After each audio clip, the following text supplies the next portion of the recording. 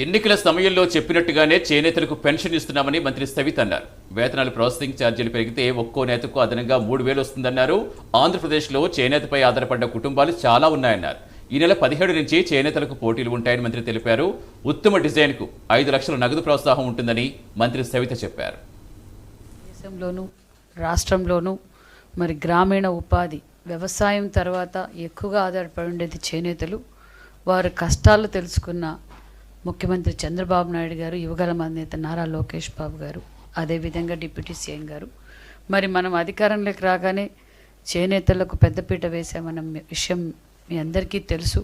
ఒక్కొక్క నేతన్నకు 3,000 రూపాయల దాకా అదనంగా మిగులుబాటు అవుతుందన్న విషయాన్ని కూడా మీకు తెలియజేస్తూ, అదేవిధంగా మరి ప్రాసెసింగ్ ఛార్జీలు పెంపుదలకు నేతన్నకు భరోసా కలిగి, ఎందుకంటే వేతనాలు ఇలా పెంచడం వల్ల వాళ్ళు చాలా రోజుల నుంచి అడుగుతున్నారు. ఆ విధంగా దానికోసం ఇది కూడా మేము ఏర్పాటు చేసామన్న విషయం కూడా మీకు తెలియజేస్తున్నాం.